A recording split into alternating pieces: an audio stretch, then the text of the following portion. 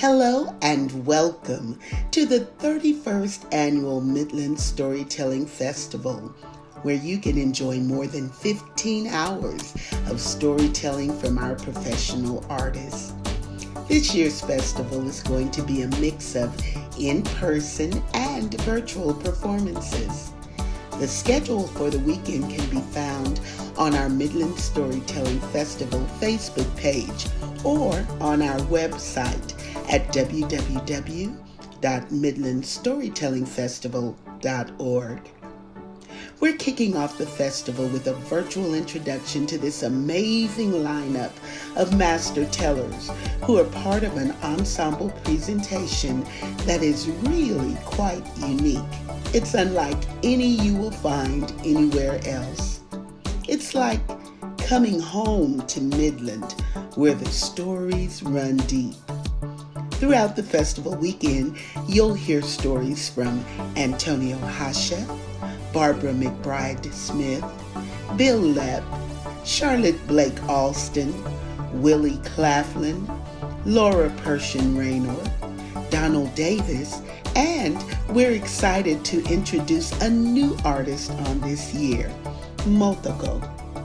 The best way to become acquainted with the tellers is to have them tell you a story.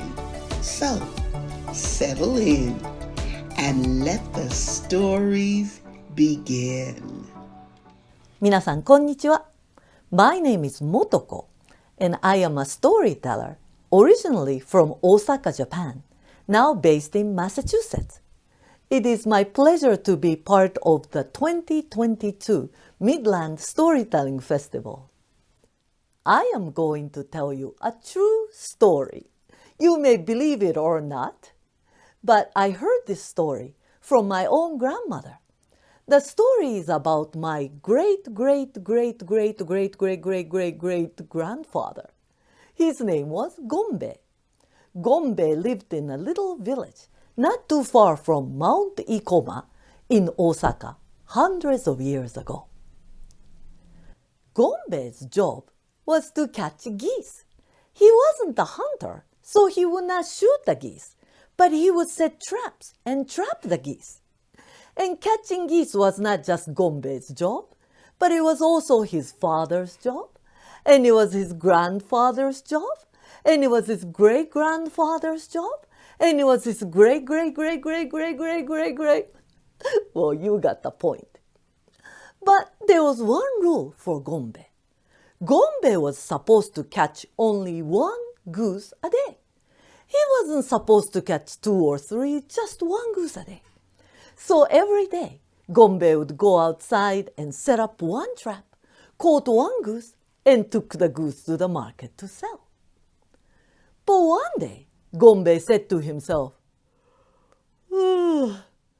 why do I have to go out there every day and just catch one goose? That's so much trouble, too much work. I don't want to work that hard. Wait a minute. I've got an idea. Why don't I catch 100 geese tomorrow? Then I won't have to work for a while. I can just play around, do nothing, hang out with my friends for 99 days. What do you think? Do you think it's a good idea? Or do you think he should obey the rule and respect traditions and not do it? Well, Gombe thought it was a great idea. So he went ahead and made 100 traps. And the next day, he went out to this big swamp near his house and he set up all the 100 traps. They were all connected together like one big net. So, he could just pull one end and catch all of them at once. And then Gombe went and hid himself behind the bushes nearby, and he waited for the geese to come. And the geese started coming, and Gombe started to count. Now help me count from 1 to 10 in Japanese. Ready? 1, 2, 3, 4, 5, 6, 7, 8,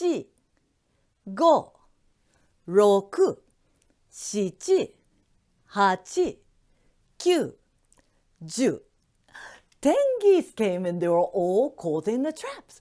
Gombe was excited and he kept waiting, and more geese began to arrive. Now, are you ready to help me count from 11 to 20 in Japanese too? It's not hard. Because you see, 11 is like 10 and 1, right? So all you have to say is 10, 1. 11. So 12 is 10 and 2. 12. 13. 14. 15. 16. 17. 18. 19. And then 20 means 2 tens, right? So you say 2 10.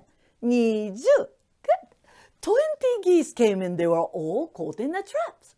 Gombe was happy and he kept waiting with great patience. And all the geese began to come in large groups. So this time Gombe decided to count by 10. So help me please count from 20 to 90 by 10. And I'll teach you how to say 100. Ready? 20 is 2 tens. 20. So 30 is what? 3 tens. 30. 40. 50. 60. 70. 80. 90. And 100 is 100. 100 geese had come and they were all caught in the traps. So now Gombe was ready. He jumped out from behind the bush and he ran over there and he started to pull all the traps together to catch all of them at once. But when he jumped out from behind the bush, all the geese got scared and they all flew up into the air at the same time. And because there were 100 of them put together, they were much stronger than Gombe. Before he knew it, the geese carried Gombe up all the way into the sky. He said, "Oh no!"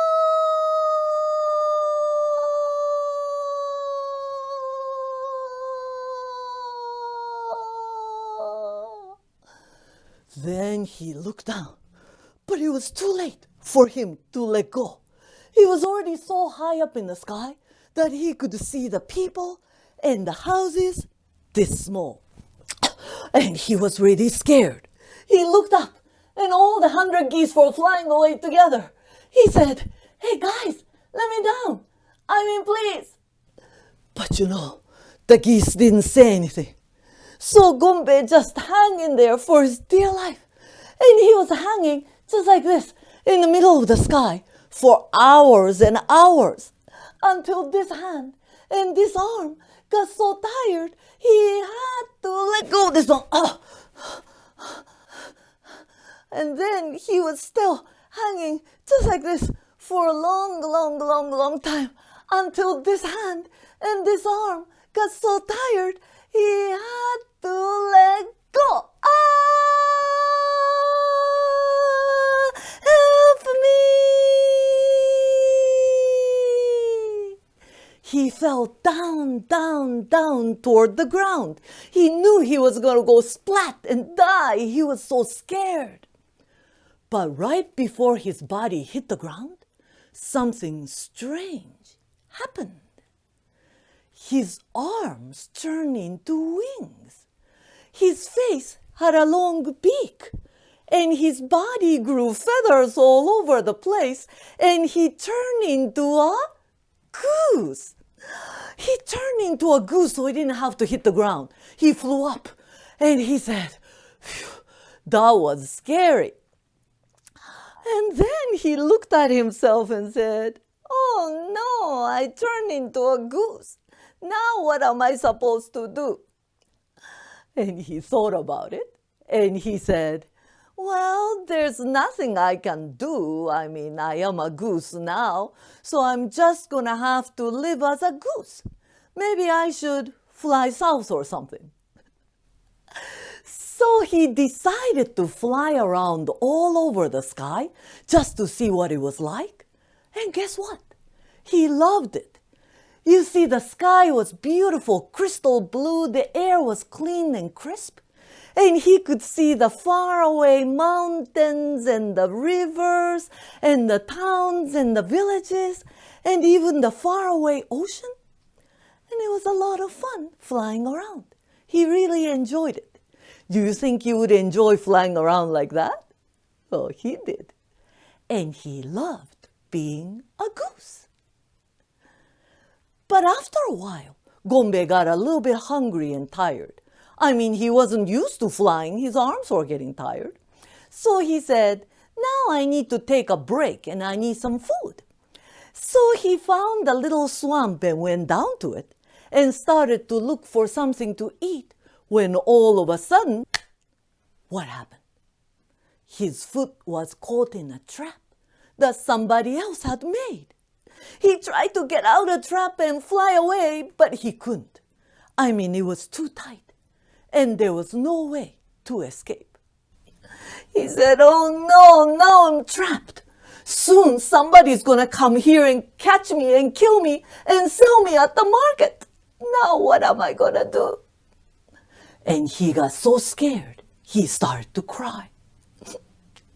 And he cried and said, I have caught hundreds of geese in my life, but I never knew how scared a goose felt when they got caught.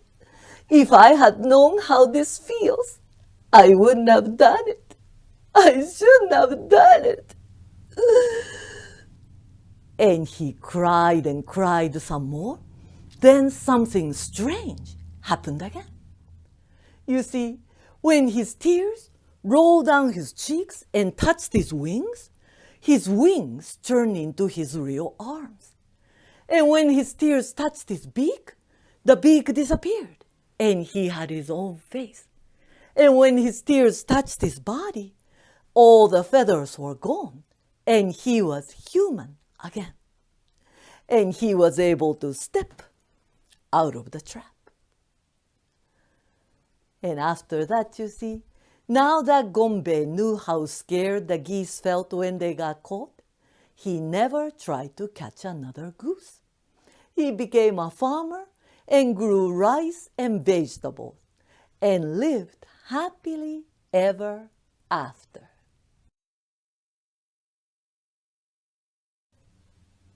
Did you enjoy that story? Do you believe it was true? I look forward to seeing you in person at the Midland Storytelling Festival. Who has seen the wind? Neither you nor I. But when the trees bow down their heads, the wind is passing by. This is the beginning of a poem by Christina Rossetti. And it was the first piece of stitchery my mom ever did, around 1915 or so, a little embroidery stitchery, and it hung in the upstairs hallway of my childhood home in the woods in Wolfboro, New Hampshire. There was a little poem in stitchery. Underneath there was the alphabet. And then there was a little stitched picture of a girl flying a kite and a tree kind of bending over in the wind. And my father, every morning when he got up, as he passed through the hallway on his way downstairs, and every night when he came to bed, going in the other direction, he would take a look at the embroidery sampler and he would squint his eyes up and he would read the letters in a way that they honestly actually appeared to exist. He would go, who has seen the mind? Neither you nor I. But when the trees how down their hands, the mind is giving by. And the mind is giving by became one of my father's frequent sayings. For instance, when he'd look for his car keys and he couldn't find them, he would just say, the mind is giving by. Or when he'd rush back into the living room because he'd forgotten to get, he couldn't remember what he rushed back in to get the thing he had no idea what he'd rushed back in there to get. He would just stand there bewildered and he would say, the mind is giving by. Now, my father's mind was a very, very busy place. And there was usually some major movie, some major cinematic event playing inside my father's mind at all times. So that he saw the world in kind of a constant double exposure, as if there were two movies being played, one over the other one. Or as if everything he saw were reflected in a shop window and he could see through the window, but also what was being reflected. And in that way, all of life was kind of difficult for him to navigate. And often he would be far more involved in what he was thinking and daydreaming than he was in what was happening on the outside. In fact, he met my mother that way, because in his mind, he'd been in a sports car race. It was the last lap of the Le Mans Grand Prix, and my father's fantasy was, his daydream was that he was in second place. There was only a lap to go, and if only he could pass the lead car, he could win the race. But to do that, he had to execute a maneuver called a four-wheel drift, which is where you accelerate through a turn and a whole car just goes sideways like that. He executed the maneuver perfectly to pass the lead car, but the misfortune was that he was not at Le Mans Grand Prix. He was in a very crowded area of downtown New Haven. And so when he executed this driving maneuver, he plowed into my mother's car, which was there on the curb, almost totaling it. He didn't do much damage to his own car, but being a gentleman, he certainly wasn't going to drive off. He set about to find the owner of the car. Now, there were 3 big office buildings on that block. They were about 6 stories tall. He went from top to bottom, floor to floor, the first building, and 2/3 of the way through the second building until he found my mom. Well, she was so charmed that he would be such a gentleman not to drive off, but to come in and confess what he'd done and offer to pay for it and take her out to lunch. And so they went out to lunch. And a year later, they were married. And my cousin Martha said, you know, if your mother had believed in omens or portents or foreshadowings you'd think maybe she would have thought twice about marrying someone who introduced himself by totaling her car. Well, anyway, the car was repaired and the marriage went along quite happily, my father living in 2 worlds at once. I got quite used to his living in both worlds at once. He kept them in fairly close proximity. For instance, one of his games was to get down to the post office just as the post office doors were shutting. This is Wolfboro, New Hampshire. It's a little New England town. We lived about 4 minutes from the post office. And my father had figured out that if he left the house at 5 minutes of 5, he'd have just time to get downtown, find a parking space, and walk up the stairs to the post office just as they were locking the door. My father liked to maintain an illusion of control over time, since so many things were out of his control. I remember going downtown with him once, about 6 years old. We went downtown, we parked, we went up the post office stairs. It was probably 10 seconds before 5 o'clock. And Curtis was locking the doors, but he saw my father coming, and it was a small New England town. Everybody knows everybody else. So he said, oh, Russ, come on in, come on in. And my father looked around and said, in a dramatic voice, to no one in particular, 1 moment more, and the doors of doom would have been sealed shut forever. I didn't think to ask him what he was thinking about. People didn't think much about what people were thinking about back in those days, in the 50s. Anyway, home we went. Order was restored. Well, it was a spring morning. It was my senior year in college. And I had only 1 course left, and so I'd come home 3 days a week, and then I'd go back to Cambridge, Massachusetts for another 3.5 days, just finishing up that 1 course and finishing up some other stuff on campus that spring. And my mom and I were sitting at the kitchen table. We were talking. We were talking and talking and talking. And in those days, talking meant smoking cigarettes and talking, smoking Chesterfield cigarettes. Because back in those days, very few people, except probably maybe a few tobacco company executives, had any idea smoking was bad for you. In fact, there were big full-page ads on the back of Life and Look magazines, doctors with stethoscopes around their necks and cigarettes in their hand, saying 9 out of 10 doctors prefer cool cigarettes. So back in those days, it was as if smoking was an integral part of conversation. The ebb and flow of the blue-gray smoke and the conversation and the reminiscence and the nostalgia all kind of wove their way together. But what makes the scene really memorable to me was that our forsythia tree was right outside the window. And if you all have ever seen a forsythia tree suddenly burst into bloom, especially in New England when it's been cold and wet and nothing's growing for months, it's this flood of brilliant golden light coming in the window. And out past it in the field under the pine trees, a few little patches of blue-gray snow still remaining under the biggest of the pine trees. Anyway, we're sitting there and we were talking. My father came rushing through the room. "Not a moment to lose," he said. Bang, he was out the door. My mom said, "Oh, yeah, the post office is about to close." But a second later, he banged back through the room again. He said, "Alice, where are my keys?" She said, "Well, Russ, you always keep your keys on the hook by the door or in the last drawer in the counter."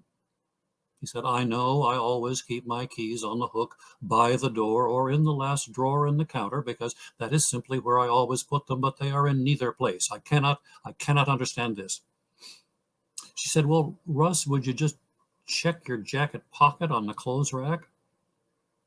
My father said, "No, I will not check my jacket pocket on the clothes rack, and I will tell you why.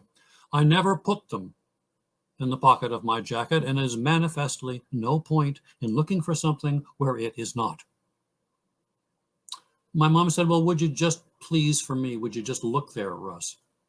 "Okay, all right," said my father, reached in the pocket. Of course, there were the keys. "I don't know how these things happen, Alice," he said, and bang, he was out the door.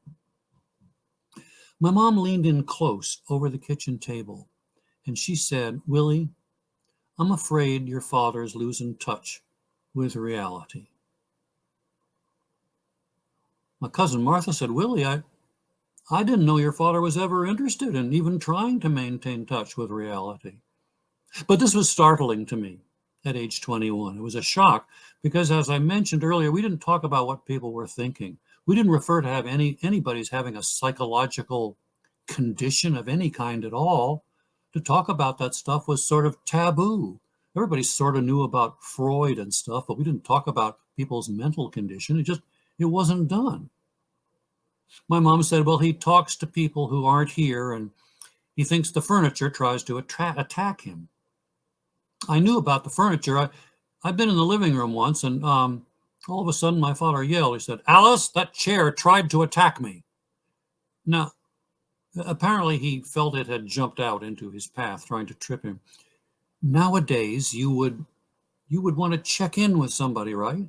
I mean, you must say, "Dad, that's funny. That's a joke, right?" I mean, or I suppose it is possible that all the molecules in the chair could haphazardly and randomly have all moved in the same direction at the same time. It's theoretically, physically possible, but is that really what? But back then, everything was don't ask, don't tell. Whatever people were saying or doing, that's just how it was. You didn't ask about how come or why or what was going on in the mind and whether or not the mind was indeed giving by. In fact, one Thanksgiving, big family gathering, there's Uncle Walter. Now, Uncle Walter was known for his fondness for martinis, and Uncle Walter had many martinis, and then during Thanksgiving, he slowly leaned forward until his face was in his mashed potatoes, which were on his plate. No one said a thing. It was just like a speed bump. You know, as things were passed around the table, you passed the gravy, just a little speed bump there by Uncle Walter. Nobody mentioned a thing. And even the kids were just kind of stifling their. Later, we were in the living room playing and giggling about Uncle Walter. And a grown-up came in, I don't remember who, and said, "What are you kids laughing about?" We said, "Nothing. Didn't see anything, nothing." Anyway, my mom said, "First there were the chickens and then the encyclopedia." I said, "Mom, I don't know about this stuff."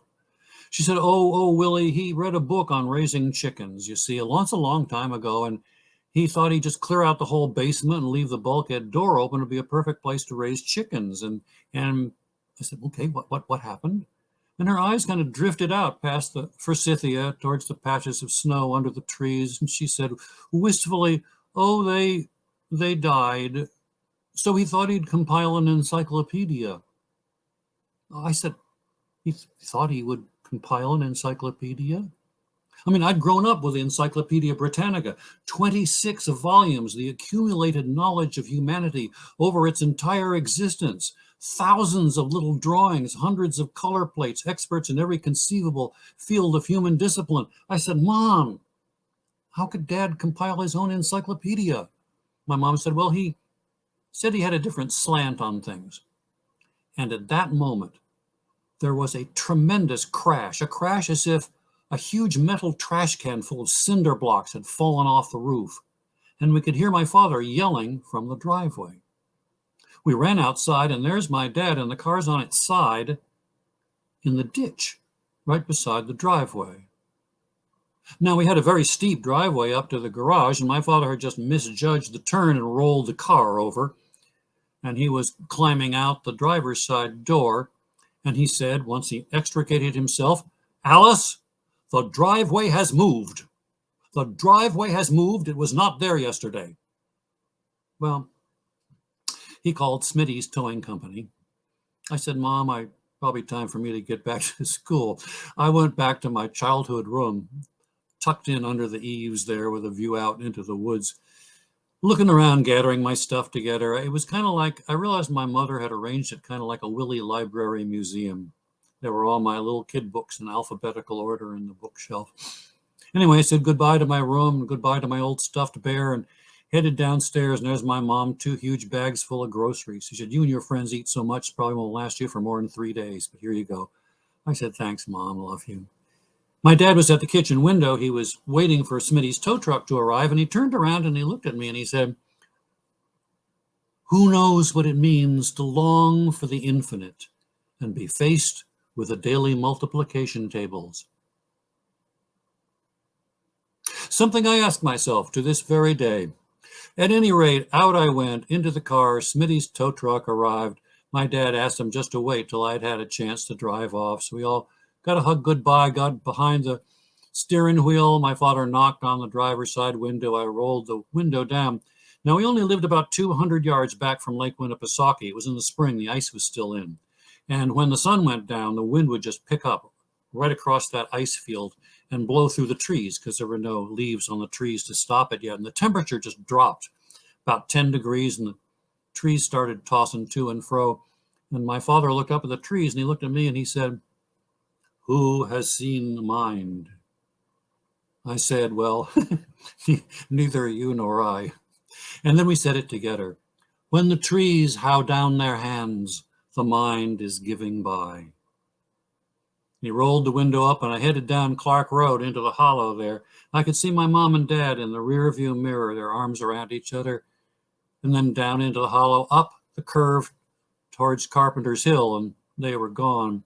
But it seems to me as I get older and older that it's almost as if I'm driving in reverse, and I see them in my rear view memory looming larger and larger and larger.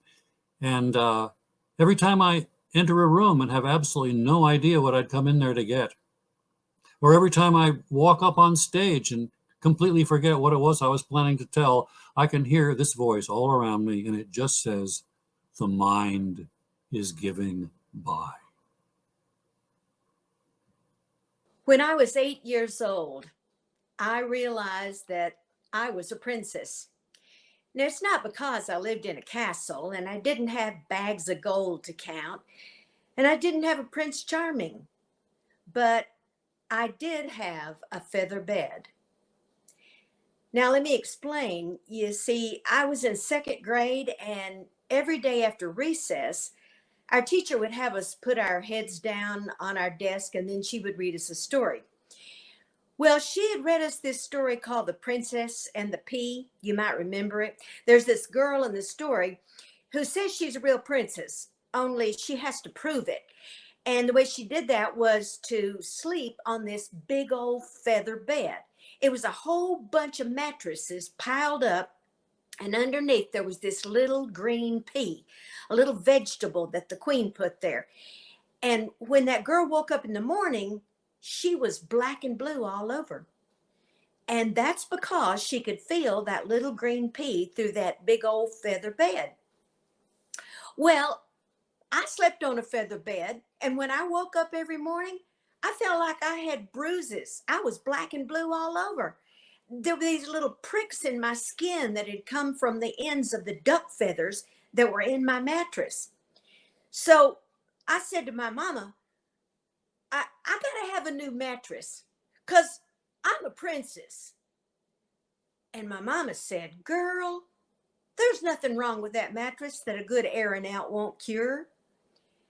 Well, I hated hearing that. because you see, I knew what airing out a mattress meant. That was something that we did every spring. And you see, that mattress, well, my mama was not going to get rid of it. She loved it. It had belonged to my grandma, and I think my grandma slept on it probably for 75, 80 years. And then when my grandma died, well, that mattress got passed down in the family. People did things like that back in the 1930s and 40s and 50s. They didn't know that mattresses wore out. Well, somehow that mattress ended up in our family. My mama would have loved to have slept on that mattress because she believed that the spirit of her sweet mama was still in that mattress. But you see, my mama was a substantially built woman, and my daddy was a pretty substantially built man. And the two of them together took up a good chunk of real estate on a mattress. And well, that mattress was too small to hold both of them. I was the youngest one in the family, and so I ended up with that stupid mattress. I hated it. Well, sure enough, the next Monday morning, it was a bright, sunny morning, and my mama woke me up a few minutes early before school, and she said she needed to get my help, that she and my daddy and I were going to move that mattress out into the backyard and air it out all day. Now, see, what you did was you put it up on some sawhorses or on a picnic table or something and let the sun shine on it all day long. And then when you got home, you'd take this big instrument called a rug beater. It looked like a big tennis racket. And my mama would whoop that mattress real hard until all the cooties were out of it. And that was supposed to make the mattress all fresh and fluffy again.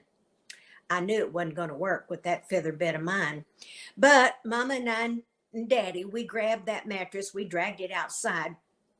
My dad had set up some sawhorses out in the backyard. See, my daddy had a garden out there, and he had been a farmer most of his life, but right before I was born, he had moved the family into town. But we had this little house with a big backyard, so Daddy was trying to make a farm out of it. He had dug up just about all the grass and kept planting vegetables farther and farther out into the yard. He'd just about gotten rid of all the grass.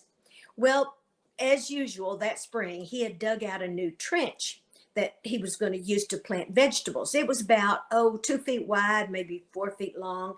He had dug down probably 15, 18 inches. He was going to fill it up with some fresh new dirt and some compost, and then he was going to put his seeds in there for some more vegetables.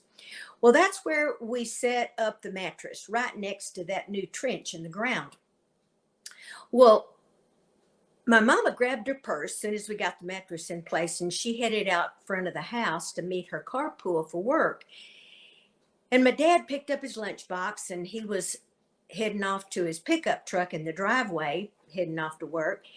But I stopped him. I said, Daddy, I've got a good idea. How about you and me, we just grab hold of this mattress and we just drag it out to the alley. And when the trash truck comes today, it can just carry this thing off, take it to the city dump, and I will get a brand new mattress.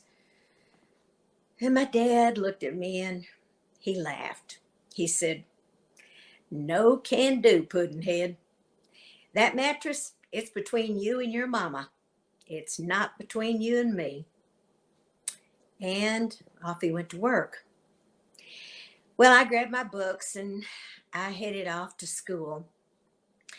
Well, by noon, what had been a really pretty sunny day in the middle of May was turned into a different kind of day. When we went out for recess, I looked up at the sky and I saw that it was getting darker than it ought to be at noon. I saw these big clouds rolling in. I thought, by the time I get out of school and head for home, it might be raining. Well, sure enough, by 3:30 when I was walking home, there were even darker clouds rolling in, and the sky had turned this strange shade of green. My daddy had told me that when the sky was that color, it meant we were going to get some really nasty weather. He said that green meant that there was probably some ice up there in those clouds, and so we might get hail. As soon as I got home, I put my books in the house and I went out into the backyard and I stood there looking at that big old feather mattress. I thought, I know my mama would want me to try to move it into the house or at least into the garage, but I knew I wasn't strong enough. So I looked down at the mattress and I said, "You're on your own. Swim or sink, pal." And I started back into the house. But before I could get in the door, I heard this sound. It was like tires on gravel coming up the driveway. Sounded like my daddy's pickup truck. But by then it was just close to 4 o'clock. My dad never got home until at least 5:30. But I turned around and what do you know? There was my dad pulling into the back of the house and he jumped out of the pickup truck and he came running toward me and he said, "Baby, I've been listening to the radio at work and I heard about this tornado and they say it touched down out on the edge of town and it's just skipping across town. It looks like it might be headed this way. They don't know for sure, but we got to take cover." Well, I grabbed hold of that door to start back into the house. My dad said, "No, not inside. We're safer out here." I said, "Safer outside in a tornado?" My dad said, "Yeah, I believe I know what to do. Come on, now help me." Well, he grabbed a hold of the side of that feather mattress. He said, "You grab the other side. We're going to pull it over there to that hole in the ground, the one I just dug out from my new garden space." Well, we dragged it over there. My dad said, "Now you're going to get down in that hole and I'm going to pull the mattress over you to protect you." I said, "Well, Daddy, are you getting in there with me?" He said, "No, that hole's not big enough for both of us." But he said, "Don't worry. I'm going to flop down on top of this mattress. I'm going to spread eagle myself across it and I'm going to hang on tight. And that's how we're going to get through this."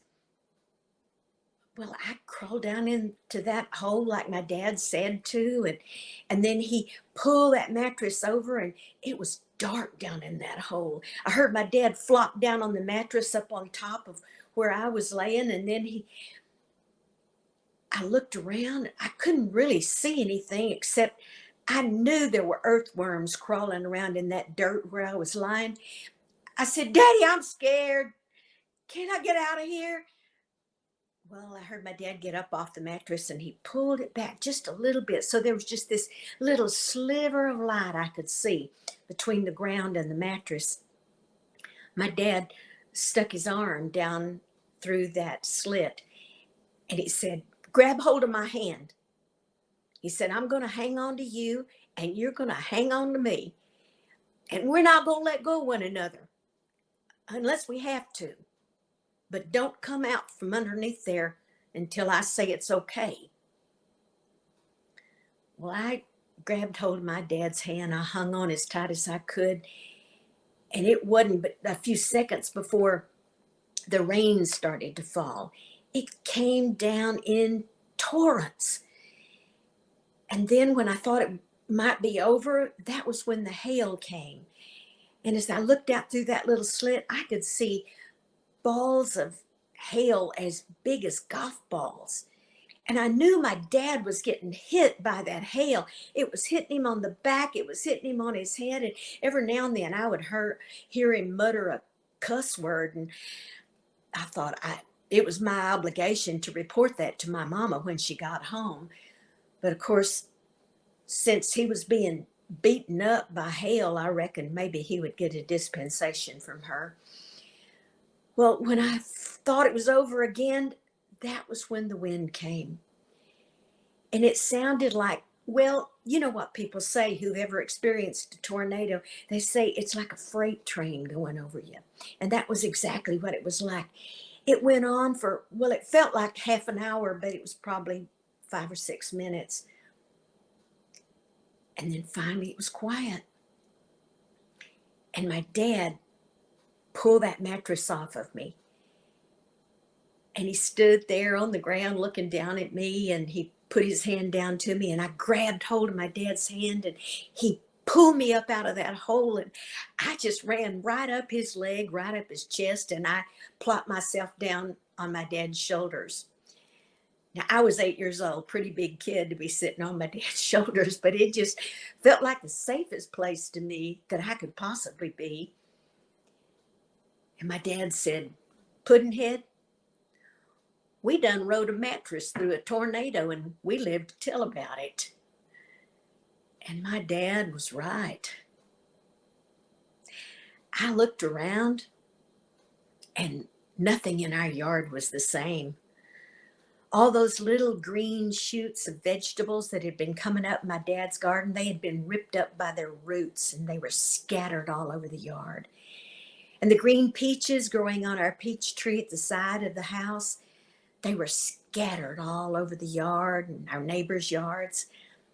My favorite Chinaberry tree, right in the middle of the backyard, it had been split right in half. Half of it had fallen across the back of the house right where my bedroom was. And the other half had fallen across the garage. The garage doors had been blown completely off. And my dad's pickup truck, it had been picked up and turned sideways in the driveway. We later found out that that tornado that hit my hometown, Waco, Texas, on May 11th, 1953, was one of the most destructive tornadoes to ever hit any city in the United States of America. It was a Category 5. It caused great demolition in our city. Hundreds of people lost their homes, their businesses, and their lives. But we were among the lucky ones. I leaned over and looked down at my dad. Now, we were with our faces upside down facing one another. And I said to him, Daddy, you were right about a lot of stuff, but you were wrong about one thing. My dad said, yeah, what's that? I said, that mattress, it was between you and me. And I was mighty glad it was. And I knew that day that I really was a princess. Not because I got a new mattress, because that old one, it was a goner. But I knew it because I had my very own Prince Charming, George Coy MacBride. And it all happened 69 years ago. And that is a true story. Hello, everybody. It is so good to be here with you. My name is Antonio Rocha, and it's wonderful to be back at the Midland Storytelling Festival. I am originally from Brazil, as most of you know already. And you know, Brazil is the largest country in South America.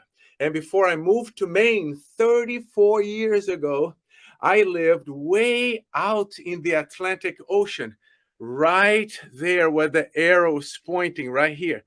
You see how it sticks out into the ocean right there? Look at where the United States is in comparison. It is way out there. And that's where I lived, in a city called Natal. Christmas in Portuguese, that's what Natal means. It means Christmas in Portuguese. And that's a beautiful place, 6 degrees below the equator. Lots of tourists go there. And guess what? During the Second World War, there were more Americans there than Brazilians, because it is such a strategic point right there in the Atlantic Ocean. So there are a lot of soldiers there during the Second World War. Now let's go back, way back in time. There are lots of Europeans there trying to take over. There were French people there. This is in the 1400s, 1500s. There were Portuguese and Dutch, and then there were Spanish people and Portuguese people. They're always fighting over Natal because it's such an important piece of land. Just picture this out. When the Dutch were there, it was called New Amsterdam.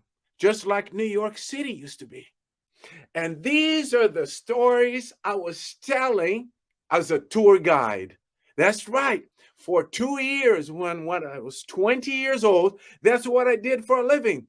I was a tour guide. Just picture myself with a big afro and way darker skin because, I'm 6 degrees below the equator. It's sunny every day, 300 days out of the year.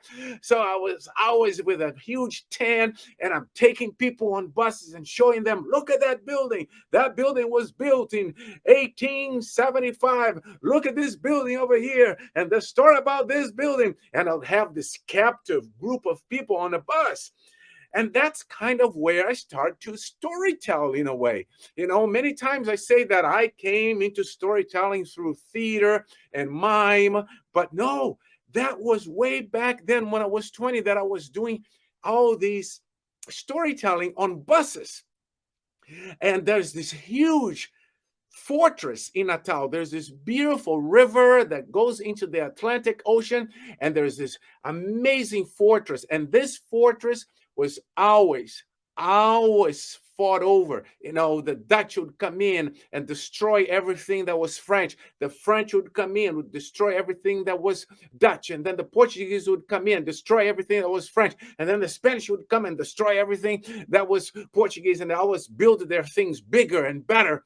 And there are always prisoners in this fortress. And when the Dutch were in control, there are 3 prisoners there, prisoners of war. There is a Portuguese soldier, there is a French soldier, and then there is a Spanish soldier. They're all there. And so they were condemned to die. They were going to face the firing squad. So I'll take the tourists to the firing squad wall where these horrific things would take place, and I'll lean against there and just stay there and tell the story I'm about to tell you. Because in one morning, the French soldier was supposed to be executed, and he got blindfolded, and he's leaning there against this wall, and the soldiers are pointing their guns at him, and you could hear the gulls out in the distance. And all of a sudden the French said, how do I get out of this situation? And he's there blindfolded when all of a sudden he screams, earthquake! And whoa, the firing squad gets all discombobulated and they lose their weapons, and the Frenchman escapes. After screaming earthquake, he escaped, and all the soldiers cheered for him, and they couldn't find him anywhere. He was gone.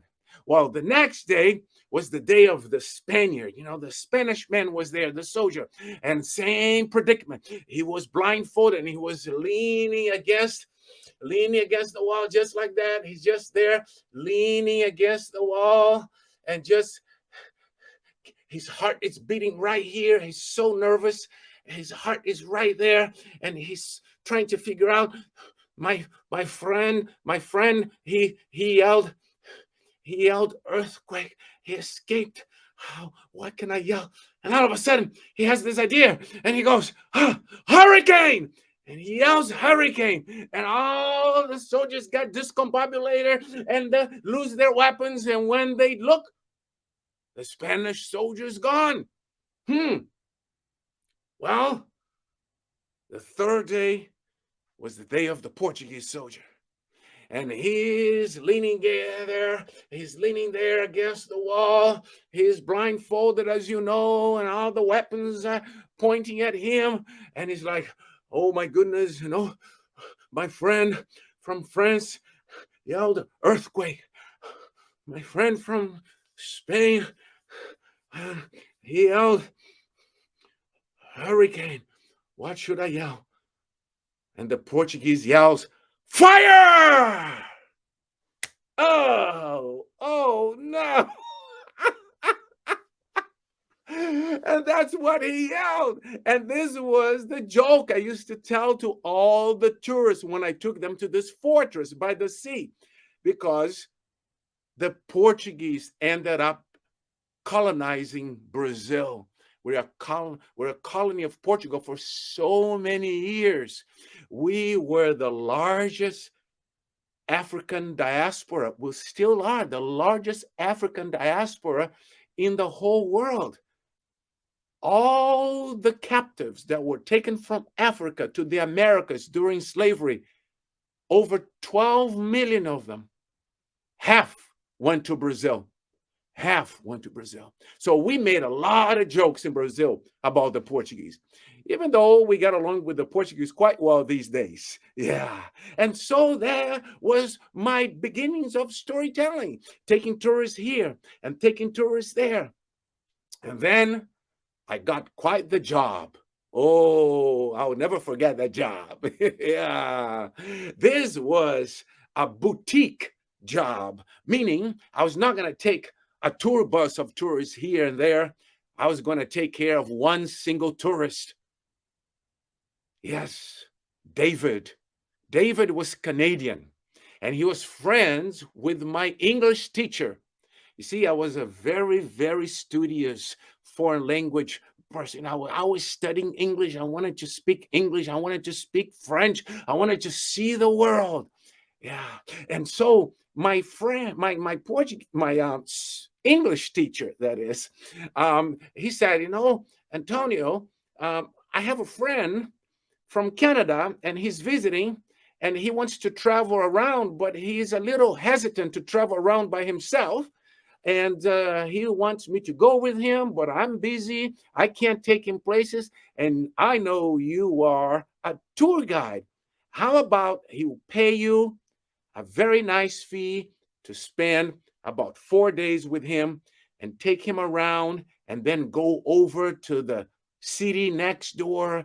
And this was going to be a great job because, number one, I was going to get to practice my English for a good 4 days. And I was going to be paid quite a bit of money. And I was very excited about it. And so I go to the hotel to meet David. Now, picture this hotel. Oh, beautiful tropical trees, and there are beautiful flowers here and there, and you can see the night sky and the stars. It's humid, it's hot, and the hotel terrace looks into this beautiful garden, and there are people from Germany, there are people from England, there are people from France. It felt like Natal a long time ago, but this time they're not fighting with each other. They're just there enjoying the beautiful landscape. And there was David. And I met David, and we sit down, and we're going to talk about what we're going to do for the next 4 days. When all of a sudden, David looks over my shoulder, and his eyes get really big. Now, picture this. I'm in my 20s, early 20s. I'm probably 20 years old here. David is in his early 30s. So we didn't look very different from each other age-wise because there's not a lot of difference age-wise from early 20s to early 30s. It's not like a 10-year-old to a 20-year-old. So we kind of looked like the same age a little bit. And David's eyes get really big. And he goes, Antonio, look. And I turn around to see, and on a tree, about 12 feet away from us, is the biggest bug I've ever seen. I mean, this thing was big. This thing was healthy looking. This thing has been around for a long time. And I was like, whoa, that's a big bug. And David looks at me and goes, is that dangerous?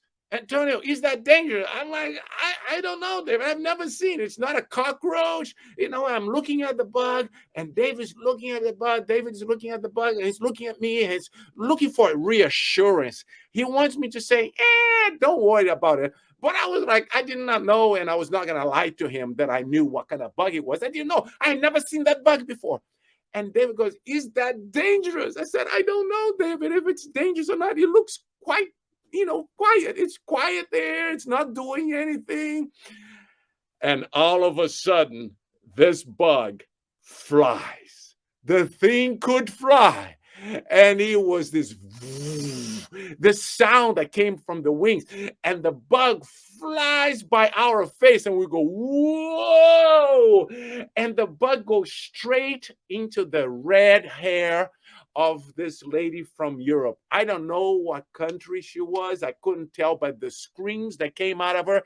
I mean, when she felt the hair, that there's something moving in her hair, and she started to go like this, and one of her friends said, "It's a big bug." And she starts screaming, and she jumps up in the air and throws her hair and her hands back as a waiter is going by behind her with a tray of drinks, and she hits the tray of drinks. The drinks go flying onto the next table. It lands on the lap of all these other tourists, and they're standing there saying, "Can't you see what are you doing?" And the lady's screaming, and the waiter is running around trying to dry everybody up, and the people who are wet are upset. And then the bug is still on her hair, and she's waving her hand, the bug, and people are screaming and trying to run this way, and they're running into tables. The umbrellas are falling over.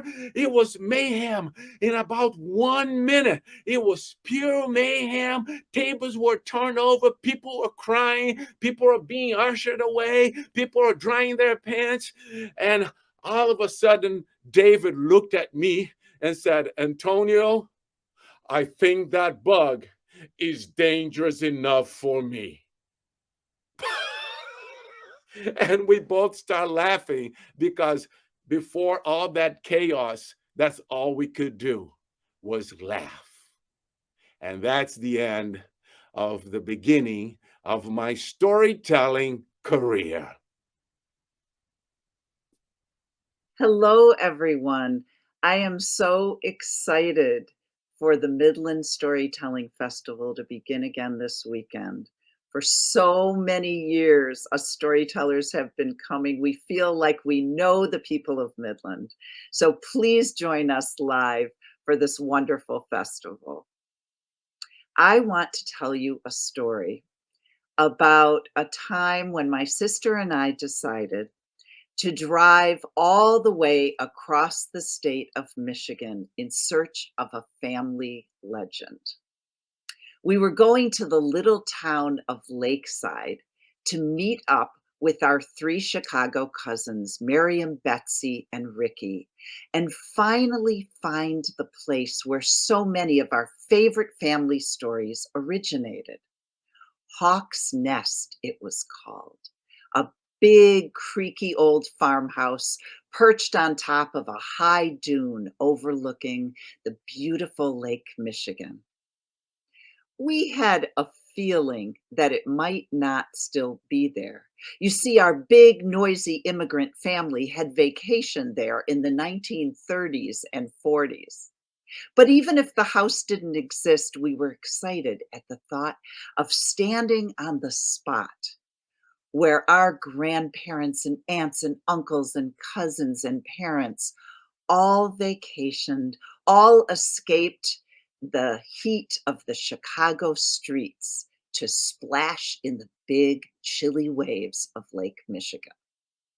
So we met in Lakeside at Pebble Creek Inn.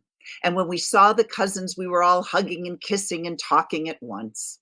And my cousin Ricky said, "I always thought of Hawk's Nest as a place where gigantic hawks cruised in the skies above, and some of them roosted on the fence around the house."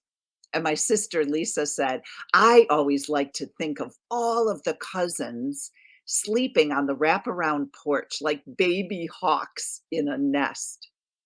Now, the innkeeper must have been eavesdropping, because when I said, practical me, I said, "Well, should we go to the Historical Society to figure out where this place is, or maybe the library?"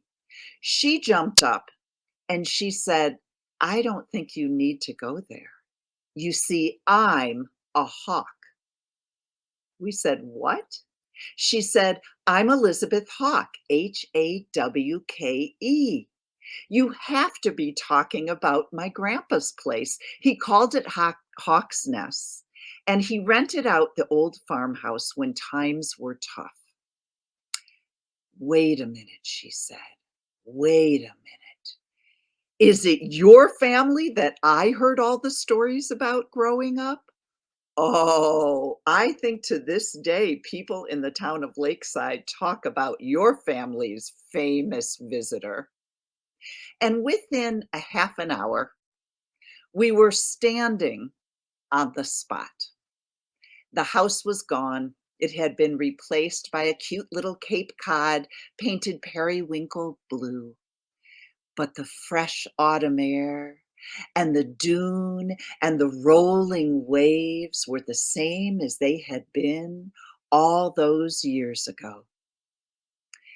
Our family would pack up the 2-ton steak truck that Uncle Benny borrowed from work with pots and pans and mattresses and pillows and lots of good food and the great big wooden barrel filled with cucumbers, 100-pound sack of cucumbers to dill in the heat of the summer afternoons.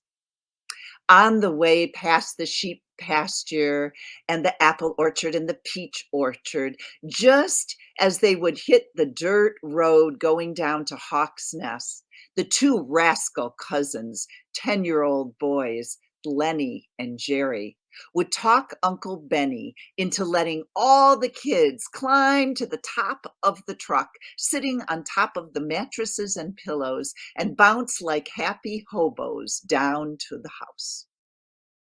Oh, the family knew how lucky they were to get away from the hot city and feel the cool air coming through the house, except, of course, for the kitchen, where the women spent all of their time baking and boiling the water for the endless dirty dishes, and chopping and chatting and schwitzing, because none of that cool air came to the back of the house on the other side. And that's where they made their amazing concoctions. Favorite of the kids, icebox cake. A layer of graham cracker, a layer of chocolate pudding, and then another layer and another and another. Almost every night, the kids begged for icebox cake. They made chopped herring salad and chopped salmon salad and fried salami and eggs.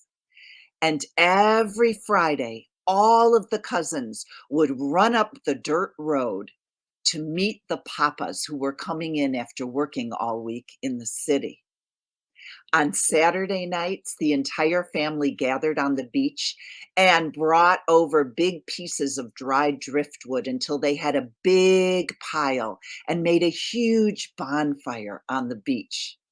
They roasted their kosher hot dogs, and afterwards, when it was very dark and little sparks were flying up into the black night, Cousin Ida, beautiful Cousin Ida, who had the only good voice for singing in the family, would sing rousing renditions of the Yiddish jingles, the commercials on the Yiddish radio. For that old-fashioned flavor that all the folks favor, eat Hebrew national meats. You'll say thanks for the franks, the salami, pastrami, eat Hebrew national meats for you. Or Lipschitz wine, it's so fine when you dine, Lipschitz wine. When the kids were tired after lots of singing, everyone would climb up the steep dune stairs back to the house, and the kids would get all cozy on the front porch while the grown-up men set up their poker table right on the other side of the window in the living room. But of course, as soon as the kids hit their pillows, they got a second wind and they started pillow fighting and yelping and yelling and laughing. And Uncle Al Bisno would yell through the window, "Schweig, Kinder! Shut up, kids! Don't you know I have to concentrate to win all the money at this poker game from my cousins?" and then he would laugh at his own joke. You see, Uncle Al Bisno was the only rich man in the family. He flew out all the way from California to be with all of his cousins at Hawk's Nest. He had skin the same color as his leather suitcase, and he said it was called a tan. Uncle Al Bisno had a ring with a diamond as big as a matzo ball. And he boasted, that he played high stakes poker games back in California with all the machers, the big shots in the movie industry. He told us, there's this one man, he's just hilarious. He didn't believe me when I told him that we had a lake in Michigan that was so big you couldn't see to the other side. You know what he said to me? Nishka Steugen and Nishka Fleugen. Don't feed me any of that garbage. That's impossible. A big lake as big as an ocean? Ah, I don't believe you. We have a waiver going, he and I. We have a little bet, and I want to see his face someday when he looks out at our big lake. Well, that day happened the second summer that everyone vacationed at Hawk's Nest. And when it did, the people of Lakeside talked about it for years afterwards. It all started with an innocent hike through the woods. The two rascal cousins, who were now 11 years old, Lenny and Jerry, decided to take a little walk through the woods. And as they were walking, they heard laughter coming from an inlet between two big dunes. They walked over, and when they peeked over, they couldn't believe what they saw. All of their older girl cousins were down there, and they had pinned great big leaves to their underwear. They were in their underwear doing a hula dance and giggling. The boys lay down on the soft sand, peering over the edge of that dune in a trance. Those girls were such a beautiful sight, all pale flesh and graceful moves. They looked like a coven of dune witches. And then they looked up and they saw the tops of the rascals' heads. Hey, you little spying schmageggies, they said, and they all dove for cover. And Lenny and Jerry went back walking through the woods towards home. When they got back to Hawk's Nest, they found out that the girls had beaten them there. They were in the kitchen complaining about the little spying schmageggies in the dunes. And Aunt Dinah tried not to laugh, but she looked at the boys and she said, "Spying? No icebox cake for you tonight." What? No cake? The boys did not think that was fair. And when no one was looking, they ran down the steps of the dune and they decided to run away from home. They took off heading north on the beach. Now they could have walked for hours, but they didn't last too long. First, they were on soft sand, and then little pebbles, and then great big rocks, and it hurt because they were barefoot. After they had walked for about an hour, Jerry said, I think they're going to worry about us if we're gone for too long. And Lenny said, oh, they might think we drown. My mama's going to cry for sure. I don't like to make my mama cry. So they turned around and they started to head back. They saw rain clouds coming over the lake, so they started to hurry. Oh, they must be so worried about us by now. And sure enough, when they got within sight of Hawk's Nest Beach, they saw the family running down the stairs. And they saw them come to the lake. And Jerry said, "Oh, they do think we're drowned. Look, they're all bent over crying." And when they got a little closer, Lenny said, "I don't think they're crying. Are they laughing?"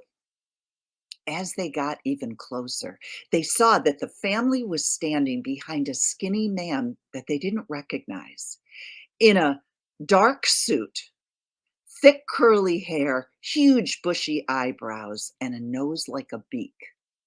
He was holding on to a cigar and muttering, and every time he said something, the family would bend over laughing. Jerry said, "Aren't they even worried? We're not even there. All they have to do is turn around and see us. They don't look like they think they lost two precious little boys to the waves." And sure enough, Dinah turned around and saw the boys and said, "Boys, I didn't know where you were. Come here. You have to meet Uncle Al Bisnow's friend. Came all the way from Hollywood, California." "Come here, boys," said Uncle Al Bisnow. He said, "These are the last of them, my two little pipsqueak nephews. Meet my Meshuggah friend who flew all the way here to see our lake. You know, we call him Julius, but everyone else knows him as Groucho." The boys' eyes got big, and Groucho Marx turned around puffing on his cigar. He said, "Hello, Sonnies. You know, I came to see this little puddle you've got here. It looks like the Pacific's baby brother. But you know what I always say. Water is water, and east is east, and west is west. And if you take cranberries and stew them like applesauce, they taste a lot more like prunes than rhubarb does. Now you tell me what you know." And then he turned around, and the whole family followed Groucho Marx up the steps to the house. When they got to the front of Hawk's Nest, he said, "There's my car, boys. How would you like to hop in that thing?" And he pointed to a shiny, big, fancy car like the boys had never seen. "Let's have my driver take us into the one-horse town. What do you call it? Lakeside? We'll see if we can stir up a little mischief." And ever since that day, the whole family and the town of Lakeside has told the story about Groucho Marx's visit to Hawk's Nest. Thank you. See you at the festival. I'm Donald Davis, and I tell stories. When I was a little boy, one of my favorite sets of relatives was my Uncle Mark and Aunt Esther. Aunt Esther was actually my daddy's little sister, and they didn't have children when I was little, so Aunt Esther just loved to borrow me. And I loved it whenever my mother would take me and leave me out there for the afternoon. Sometimes when she'd leave me there, my Aunt Esther and I would go back and see her rabbits. Back in a big barn behind her house, she had cages and cages and cages full of rabbits. I didn't know she raised those rabbits for food. But we would take what she called her laundry marking pen, which was like an old-time version of a Sharpie. And we would go out there and she would pull those rabbits out of the cage. She'd get them out one at a time, and we would name the rabbits. And then she would write their names in their ears with that pen that was like a Sharpie. And we would name all those rabbits and give them names and write their names in their ears. And that was always lots of fun. Sometimes she and I would go to town.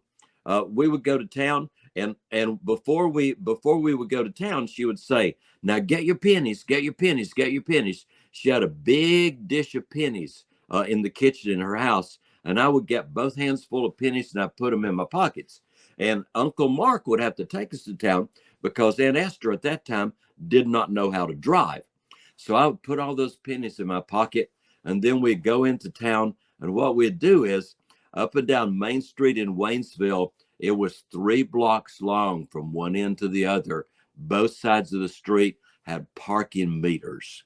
And there were 48 parking meters in town. And we would go up and down the street and we would put pennies in all the parking meters for everybody. And every time we put in a penny, it gave people 12 extra minutes on their parking meter. And one time we were there and a policeman was checking parking meters and giving people tickets if their parking meters ran out. And he saw us putting pennies in all the parking meters. And he came up and he said to Aunt Esther, "You can't do that. You can't do that." And she said, "Well, if I can't, he can." And she told me to put the pennies in, and I did. And the policeman just walked away because he couldn't do anything about it. We especially like to put pennies in the parking meters that had run out because that kept people from getting parking tickets. Now, I told you that Aunt Esther didn't drive when I was little. They had 2 cars, but Uncle Mark drove both of them. One of the cars we called his pumpkin car. It was a 1948 Ford, and it was very round. The back of it was very round, and it was an orange color, just about the color of a pumpkin. And it was his work car. He worked at a place called the Builder Supply Company, and his job was to go around where people were building houses or building office buildings or whatever they were building, and he would get their orders, maybe measure things for them and figure out how much of different kinds of lumber they needed. And then he would go back to the builder supply place and he'd place their order, and then a truck would take it out there and unload it. And then their other car was what he called their Sunday car. And it was a 1950 Pontiac. It was a blue car and it was very shiny. And it lived in the garage. And it would only come out on weekends when they would go to church or sometimes go visit relatives on Saturday or on Sunday afternoon. I loved that car. It had a hood ornament out on the nose that was shaped like an Indian's head. It was cheap Pontiac. And at night, when you turned the lights on in the car, the Indian head would light up. And I thought that was really, really cool. It also had a sun visor that came out over the windshield so that when the sun was in your face, it didn't blind you. But when you pulled up to a parking meter, pulled up to a red light, you couldn't tell whether it was red or green because the sun visor blocked your vision. But there was a special little prism that stuck onto the windshield, and you could look at that little prism and you could see that it was either red or green, and that told you whether to stop or go. Now, one day they came home from church, and it was a very pretty day, and so Uncle Mark didn't put the Pontiac in the garage. He just left it out in the driveway. And they had Sunday dinner, and they didn't go see anybody that day. And on Monday, the Pontiac was still just parked out there in the driveway when he got in his pumpkin car and went off to work. He was measuring some supplies at a house someone was building. And he was upstairs in the house, and he stepped on a piece of wood that was not nailed down. And he fell down through where the ceiling was going to be, all the way down to the floor below that. And when he landed, he broke his leg. He broke his left leg between his hip and his knee. And they took him to the hospital. And when they let him go at the hospital after spending the night, he had a big cast on his leg that went from his hip all the way down to his foot. And when he got home, he thought, oh my goodness, I left the Pontiac outside. It's going to have to sit out in the rain for 2 months because they told me I'd have that cast on for 2 months. And he decided it was time for Aunt Esther to learn to drive. He said, come out here, Esther. I'm going to teach you how to drive. She said, don't want to learn to drive. He said, only for a few minutes, only enough to put the Pontiac in the garage. And he got her out and he got her in the car and he opened the garage door. Now, the Pontiac was not automatic transmission. It had a gear shift and a clutch pedal. And he reached inside and he got the car out of gear and he told her to mash down on the clutch pedal. And he helped her get the car started and she put it down in low gear. And he said, now, Esther, this is what you do. You let the clutch out very slowly and the car will start to go forward. And then when it goes in the garage, you push the clutch in, and then it'll stop right there.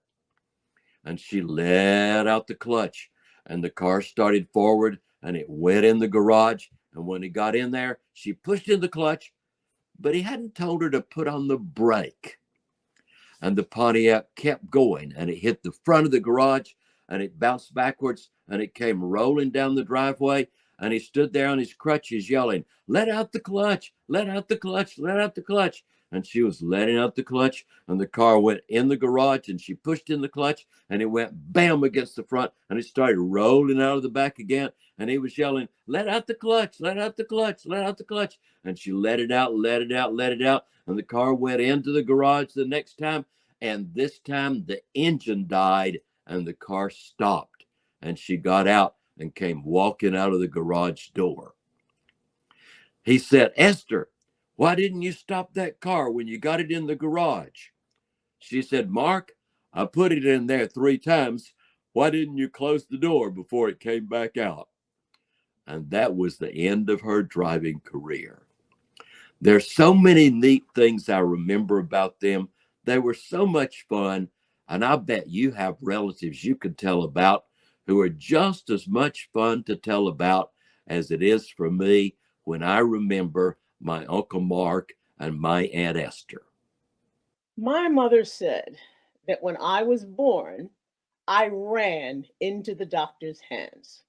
Now, I don't know if that is true or not, but I did spend my childhood running. If my mother was baking and discovered that she was missing an ingredient, she would send me to the store when I was old enough to go by myself because I would run all the way to Mr. Jim's grocery store 3 blocks from our house and run all the way back. She only had to wait 5 minutes for that vanilla flavoring or that half a teaspoon of baking powder.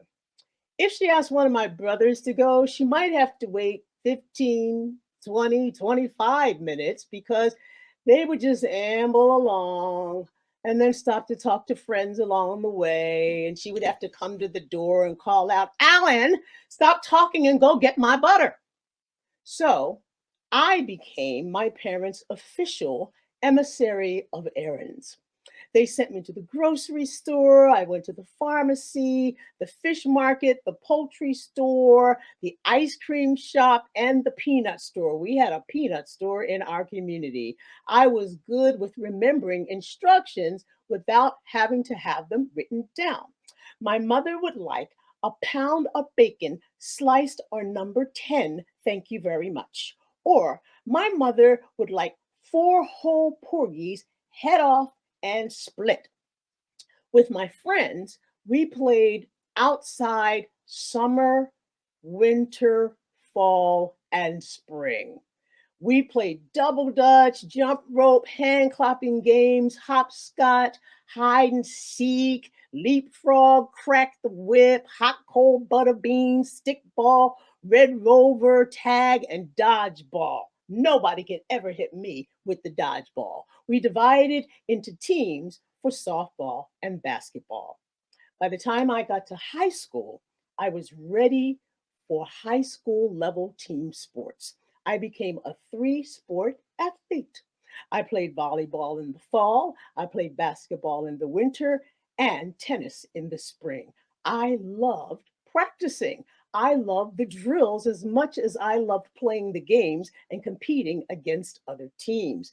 I loved running laps. I loved the layup drills, the figure eights, the dribbling, the passing drills, the rebound drills, and lots of time at the end of practice spent on foul shots. Sometimes our high school coach would designate a certain amount of shots that you had to take before you could even leave the gym. In college, you had to take a minimum of 25 foul shots and you had to make a minimum of 5 in a row. If you missed one, you had to start all over again from 1. I was not the best foul shooter, so I took those practices really seriously until by the time I reached my junior year of college, my foul shooting had improved quite a bit and I was no longer nervous when I went to the foul line. I had even established a routine of sorts at the foul line. First, I would take a deep breath in and blow it out. And then I placed my right foot with my toes right up against the foul line so that my toes were pointed in the exact line with that basket. The distance between the foul line and the basket is 15 feet. I would make sure that my toes were lined right up. I took 2 dribbles, 1, 2, did a reverse spin on the ball, caught it in my hands, did another 2 dribbles, 1, 2, did my reverse spin, caught it in my hands.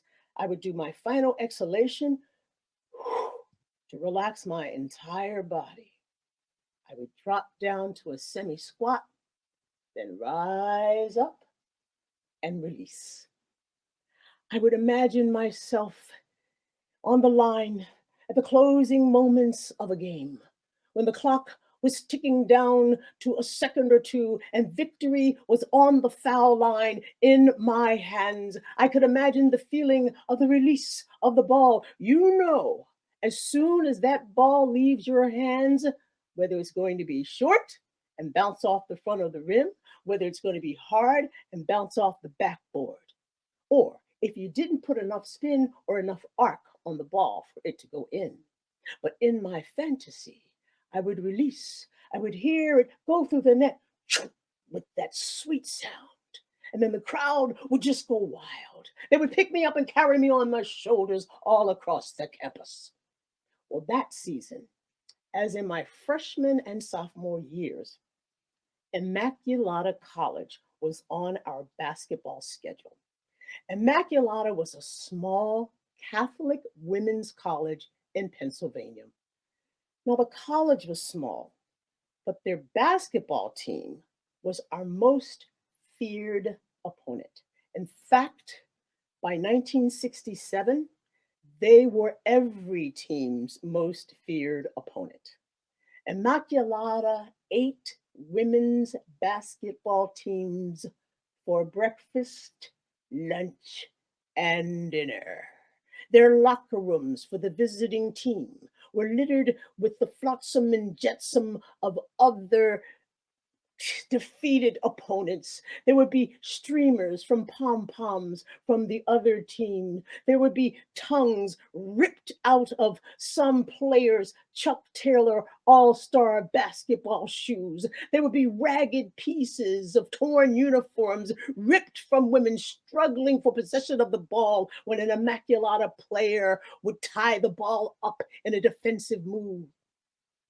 Once in their gym, their sweet and pious nuns would bring pots and pans and noisemakers to every single game and fill the gym with thundering cacophony of madness when the opposing team was, wait for it, on the foul line.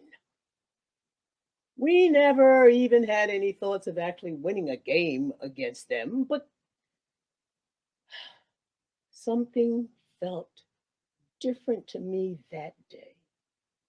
I felt a wave of energy and confidence.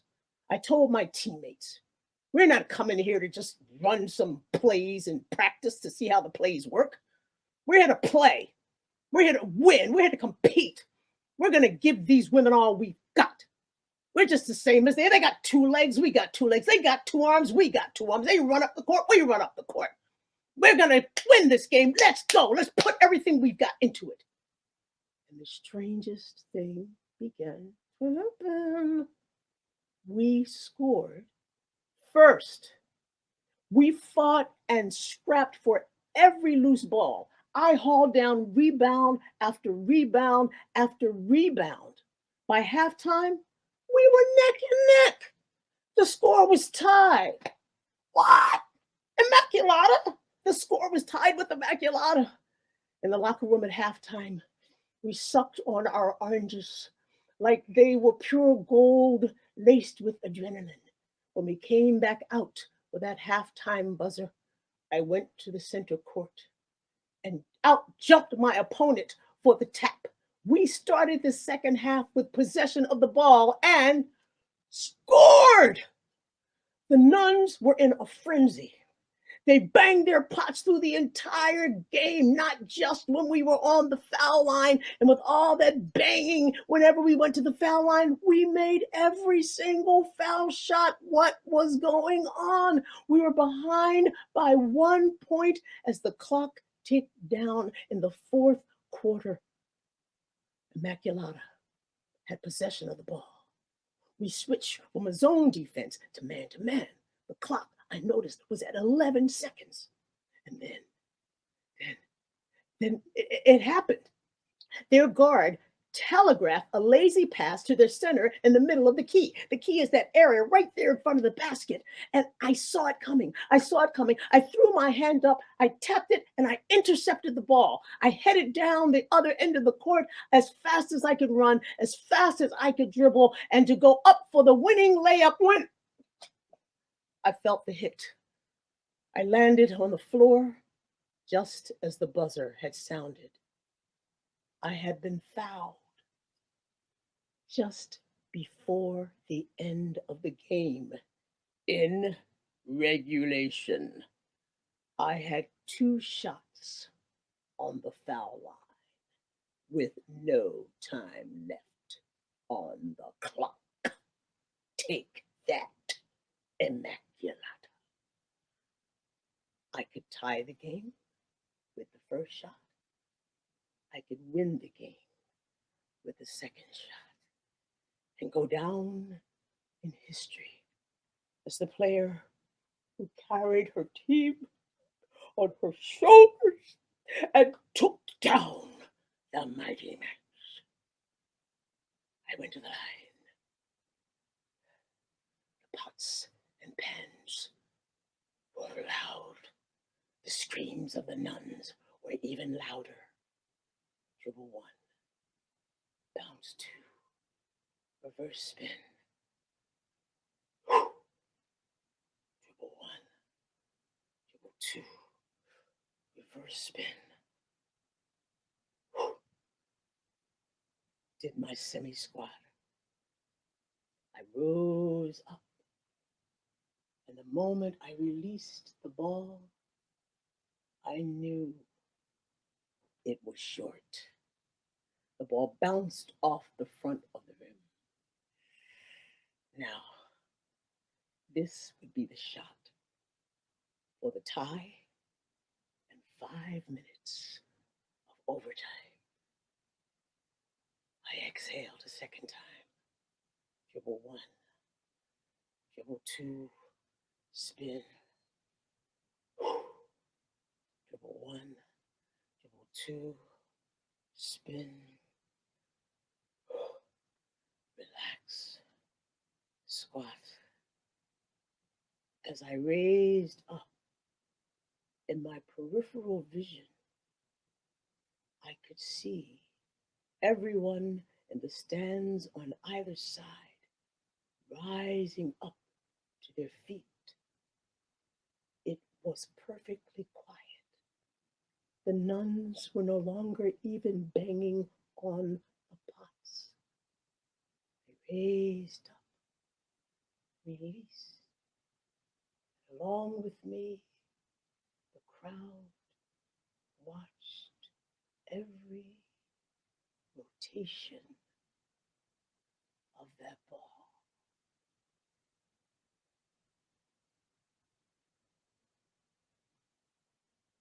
I finished my college basketball playing days, played on several women's basketball teams in Philadelphia in the Department of Recreation, played a year in the AAU, the Amateur Athletic Union. I coached boys and girls basketball, boys and girls of all ages. But throughout the remainder of my playing days and my coaching days, that moment on the foul line at Immaculata College remained a wound in my heart. When my first shot bounced off the front of the rim, I thought, You just need a little bit more juice. I put a little bit of extra juice on that second shot. It hit the back of the backboard, bounced straight up into the air, bounced on the rim, and began to spin around, around, around until it popped out. The game was over. But I have to tell you, I don't remember anything else that happened that day. But I think after so many years of playing ball, so many years of coaching, many most valuable player trophies, and many other trophies besides, at this point in time, 74 years old, I think I can finally let that game go.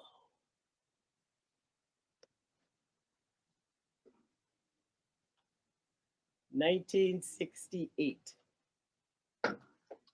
most valuable player." You may have a basketball or sports story too. Hi, I'm Bill Lepp, and this story is true to a point. Cuss Runner was a good old boy from long, tall mountain stock. He was from here in West Virginia. He'd been a member of everything. He'd been a coal miner. He'd been a union man. He'd been a strike breaker. He'd been a Republican. He'd been a Democrat. He'd been a Kiwanian. He'd been a Rotarian. He'd been a Boy Scout. He'd been a Girl Scout. Cuss said that he liked to join the side that looked like it was going to throw the first punch. But now, for a living, what Cuss did is he was a moonshiner, and he was famous in about an 8-county radius for his moonshine. And there were a lot of legends that floated around about Cuss Runner. One of my favorites is that apparently he was in a bar one night, and he got into a little scuffle, and a fella pulled a 6-shot pistol, revolver, and stuck it right in Cuss's face. Cuss said, "I didn't know what to do, so I hauled off and I hit him as hard as I could. And when I hit him, he threw his arm up in the air like that, pulled the trigger, and he shot a hole in the ceiling. So I punched him 5 more times." That was problem solving for Cuss Runner. Now, I didn't meet Cuss for a long time. I was a United Methodist pastor in a little town in West Virginia.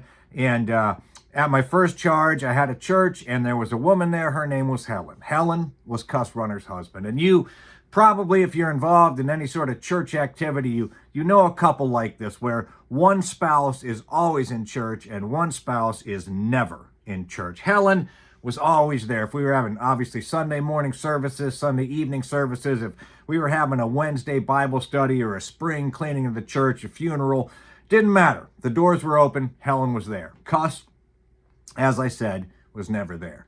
Well, I'd been at that church for about 6 months when the phone rang. I picked it up, and it was Helen. And she said, "Preacher, this is Helen. Cuss is in the hospital, and I wonder if you'd go pray with him." Now, that's all she asked me to do, just pray with him, not save his soul or anything like that, because we're Methodists, and that's none of our business. So I agreed, and I got in the car, and I drove over to the hospital. And again, I had never met Cuss, but it was a small town. We knew who each other was. And when I stepped, I'd taken one step into the hospital room when Cuss said to me, "I ain't never had no time for preachers." And even though I knew I shouldn't have, I immediately went on the defensive. And I said, "Why?" And he said, "'Cause preachers always feel like they have to have the last word." And I didn't get a hold of myself yet, and I said, "Well, that's our job." And I think we both at that moment figured out that this relationship wasn't going in the direction that either one of us wanted it to. So I took a physical step back, and Cuss took sort of a mental, spiritual step back. And he said, "Listen to me." He said, "I'm 83 years old. I've got 2 artificial knees, an artificial hip. I've had quadruple bypass surgery. They've replaced my liver and my pancreas." He said, "I've lost 2 toes to diabetes." He said, "I'm still spry as a fawn, but the doctors have said they can do all they've done all they can do for my body. And I think maybe now it's time I started working on my soul." And after that, Cuss was in church every Sunday. Cuss was in church whenever Helen was in church. If the doors were open, Cuss was there.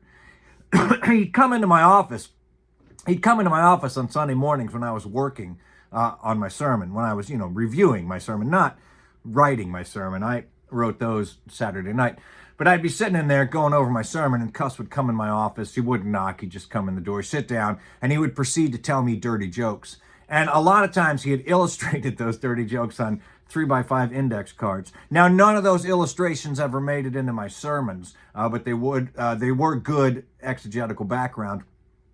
And Cuss was really trying. He was really making an effort to right a lot of wrongs that he had caused in the community over a lot of years, to repair a lot of relationships. And he was working on being a better person and doing the things you need to do to be a Christian. But Cuss did have some habits that are frowned on, not just by most Christian denominations, but by most religions around the world, that Cuss simply wasn't going to give up. And he was never going to be able to explain to you the nature of sin, or how Christ could be 100% divine and 100% human all at the same time. He was never going to be able to fully explain to you the nature of the Holy Trinity, how we could have 3 and 1 all at the same time. But I thought that was okay, because Cuss was trying to go to heaven, not Harvard. Well, I got called away from that church. I went to a church a couple hours away, and I'd been there about 6 months when I got a phone call, and it was Helen. And she said, "Preacher, Cuss up and died, finally. And he wanted you to come to do his funeral because he never could stand that new preacher." Well, now, truth be told, nobody, truth be told, nobody could stand that new preacher. And the main reason was that preacher didn't do visitation. Now, I've never really been involved in a big church, but if you're involved in a small church, for sure, you know that you can forgive a lot of pastoral sins if your pastor gets out there and does visitation. Maybe he's not always on time for meetings. Maybe he's a little bit boring when he preaches. Maybe she doesn't turn her paperwork in on time. Whatever it is, if a preacher gets out and sees the homebound and the sick and the people that just can't make it into church, well, the community will forgive a lot of sins. And this preacher didn't do any visitation. He wouldn't even let Cuss come in his office on Sunday mornings and tell him dirty jokes. So, I mean, who would like this guy? So I said, yeah. I said, I'd be glad to come and do Cuss's funeral. And that's what I said. I'd be glad. Because honestly, that's where my grace, my gifts and graces lay when I was a pastor. It was in the death and dying sequence. I would much rather, you ask any preacher, probably much rather do a funeral than a wedding. Because in a funeral, they're not going to complain. And I got in the car and I went down to the church. And it was the same church that I'd been preaching at, and it was full. It was not a big sanctuary, but it was packed. There were people in that church that had not been to church for decades. There were people outside the church. The windows were open. People were leaning in. They were cutting holes in the ceiling and lowering people down. It was completely biblical. And the reason all those people were there, well, the reason a lot of those people were there, I think, is because everybody who knew Cuss, and a lot of people did, wondered exactly which way he was going to go, where his soul was headed, because he'd been trying to fix things, but he'd done a lot of bad stuff in his life. So there were people interested mostly to hear, I think, what the preacher had to say. And I didn't know which direction Cuss was going either, so I stuck to those texts that kind of hit the middle ground. My Father's house has many rooms. If you ask forgiveness, you will be granted forgiveness. Even the workers who show up late get the same pay as the workers who came early. Just kind of those middle-of-the-road texts that say there's a good chance we're all going to heaven. And, it's interesting at a funeral, a lot of times, there's always at least one person at a funeral, one person in every church who thinks it's their job to say who gets to go to heaven. Now, of course, that's not our job. That's Jesus's job. But there's always that one person in the church who thinks that's their responsibility. And it's not, This really doesn't have a lot to do with the story, I guess, but it's not. So my dad's a retired preacher. He says that there's 2 reasons that people cry when they get to heaven. And the first reason is you get there and God opens up your checkbook and shows you exactly how much you could have given. And the second reason, Dad said, is because people get there and there aren't people there who you thought were going to be there. Now, I think there's a third reason people cry when they get to heaven, and that's because when they get there, there are people there who they didn't think were going to be there. I like to imagine my grandfather died about 12 years before my grandmother, so he went to heaven. And my grandmother was disappointed that she lived to be 104. And she was disappointed because she lived her whole life as a good Christian woman, and all she wanted to do was go to heaven. And so I think when she finally got to heaven, I think she said, eternity starts now. And I think when my grandfather saw her, he said, eternity starts now. So anyway, I hit those middle of the road passages. If you ask for forgiveness, you're going to be forgiven. And I think as we left the sanctuary, I think that everybody in the church was hopeful. They were hopeful that Cuss was going to go to heaven. But it was a selfish hope, I think, because I think what we were thinking was that in the great class of salvation, Cuss was the guy that could keep the bell curve curving. And if Cuss could get in, the rest of us had a pretty good chance. So we went to the graveyard, and there was, as I said, Cuss was a member of everything. So the VFW was there, and the Disabled American Veterans were there, and the French Foreign Legion was there, the Merchant Marines. But by the time that part of the funeral was over, there about 177 rounds of ammunition had been fired, and Helen had 17 triangular American flags on her lap. And then it was my turn, and I went over to the grave, and I said the Lord's Prayer, and I commended Cuss's body to the ground. And then there was one more part of the service. We went over to an open area in the graveyard, and there was a fellow there who had a cage, and in that cage there were 3 white doves. And he opened that cage, and the 3 doves flew out, and they started to fly a big circle all the way around the graveyard. And the guy said, now these 3 doves are going to fly around this graveyard, and they symbolize the presence of the Holy Trinity here with us today, the Father, the Son, and the Holy Ghost. And as they finished that circle, 2 of the doves came back down toward the dove handler, and the 3rd dove turned and flew off toward the horizon. And the fella said, now, the 3rd dove is going to fly off toward the horizon, toward heaven. And that's going to symbolize Cuss's soul as it takes its final journey to its final resting place where his sins will be forgiven and his body will be healed. And as we watched that dove fly away, it crossed the tree line. And just as it crossed the tree line, a great big red-tailed hawk rose up out of the trees, snatched Cuss's soul, and descended. And everybody turned to look at me, because I was the preacher.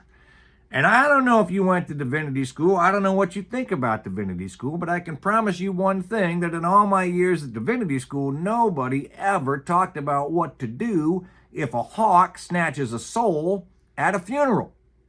So I opened my mouth, and I was just going to start talking, because that is the way of my people. Just say things until I say something useful. And then I remembered the very first thing that Cuss had ever said to me. And he said, I ain't never had no time for preachers, because preachers always feel like they have to have the last word. And I think, not to get too theological here, but I think when we talk about, this is embarrassing that I'm forgetting, the Pentecost. Thank you very much.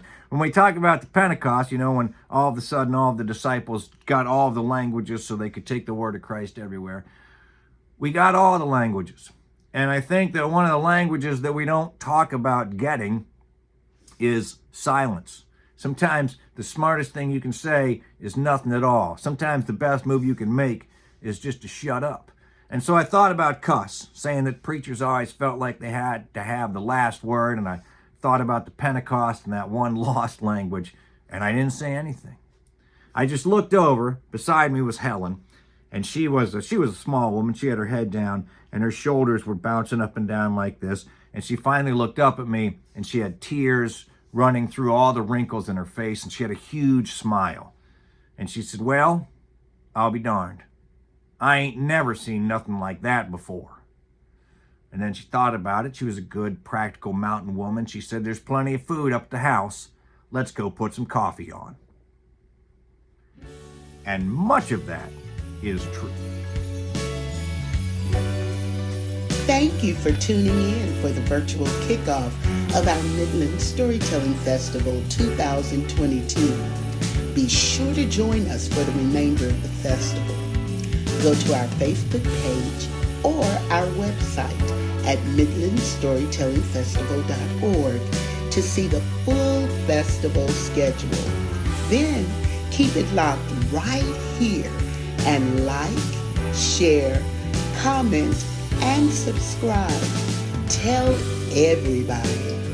Thank you for watching.